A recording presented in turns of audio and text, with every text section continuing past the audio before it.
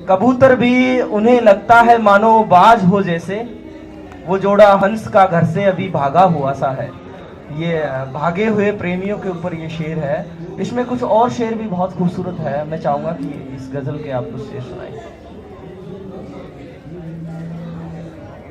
हाँ देखिए कि ये जो शेर आया है ये कुछ इस तरह से आया है कि कई बार हम लोग ट्रेन में बिना टिकट यात्रा करते थे।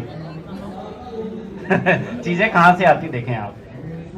तो ट्रेन में जब बिना टिकट यात्रा करते थे तो हर कोट वाला आदमी टीटी नजर आता है। मतलब इतनी बेचैनी, इतना डर, हर आदमी जो भी काला कोट पहन के आएगा वो आदमी टीटी। तो इसी तरह से जो प्रेमी होते हैं, जो घर से भागे हुए होते हैं, उन प्रेमी जोड़ों को हर आदमी जो है ऐसा लगता है कि ये कहीं जो है हमारा पीछा तो नहीं कर रहा है ना। तो ये शेर वहां से निकला और मैंने किस तरह से कहा ये आपके सामने रखता हूं मैं। देखें आपके गजल है कि अभी मेहमान मेघों का यहाँ जमघट लगा सा है। अभी मेहमान मेघों का यहाँ जमघट लगा सा है, लजीली धूप का मुखड़ा कुआसे में छुपा सा है।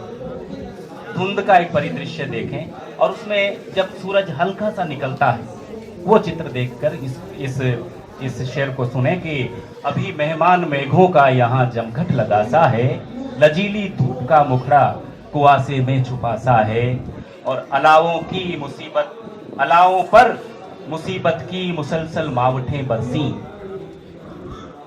किसानों का जो जीवन है वो लगातार कठिनाइयों के दौर से गुजरता रहता है, लेकिन वो हार नहीं मानता। मुझे लगता है कि जितनी भी संसार में निराशा है, जो निराश लोग हैं, जो हताश लोग हैं, उन्हें कुछ दिन किसान के घर पर रहना चाहिए।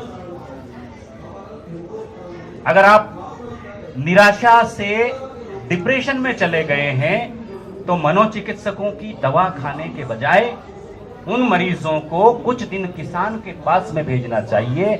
उसके जीवन को देखकर कि कितनी निराशाओं के बावजूद, कितनी ओलावृष्टियों के बावजूद और कितने अकालों के बावजूद किसान हर साल बीज डालता है इस उम्मीद के साथ कि अगले साल उसकी फसल हो। तो ये जो शेर है, मैं कहता हूं कि अलाओं पर मुसीबत की मुसलसल मावठें बरसी, मगर इस राख में उम्मीद का शोला दबासा है। अलाओं पर मुसीबत की मुसलसल मावठें बरसी, मगर इस राख में उम्मीद का शोला दबासा है। और दिला से और मत दो, दिल हमारा और रो देगा। ये गजल का शेर हुआ है कि दिला से और मत दो, दिल हमारा और रो देगा। ये बच्चा भीड़ में माँ बाप से बिछड़ा हुआ सा है। दिला से और मत दो, दिल हमारा और रो देगा। ये बच्चा भीड़ में माँ बाप से बिछड़ा हुआ सा है। थकी पगडंडियों को देख के मासूमियत चहकी, थकी पगडंडियों को देखकर मासूमियत चहकी। मजूरी से घरों को गांव वापस लौटता सा है। थकी पगडंडियों को देखकर, देखिए बच्चे किस तरह से जब पगडंडियां थक गई हैं तो उन्हें उम्मीद बनती है कि हमारे जो मजदूर माँ बाप हैं अब घर को लौट रहे हैं, हमारे लिए खाना बनाएंगे, हमारे लिए कुछ लेकर आएंगे। थकी पगडंडियों को देखकर मासूमियत चहकी, मजूरी से घरों को गांव वापस लौटता सा है। छतें अपनी मिली हैं और मिली है खेत की मेड़ें, छतें अपनी मिली हैं और मिली हैं खेत की मेड़ें, मगर क्यों बीच में ये जानलेवा फासला सा है। छतें अपनी मिली हैं और मिली हैं खेत की मेड़ें, मगर बीच में क्यों ये जानलेवा फासला सा है। कबूतर भी उसे लगता है मानो बाज हो कोई। ये जो शेर अब आता है कि कबूतर भी उसे लगता है मानो बाज हो कोई, वो जोड़ा हंस का घर से अभी भागा हुआ सा है। कबूतर भी उसे लगता है मानो बाज हो कोई, वो जोड़ा हंस का घर से अभी भागा हुआ सा है। और अंतिम शेर पढ़ता हूं इस गजल का कि धरा की गोद में नन्ही नदी फिर खिलखिलाएगी।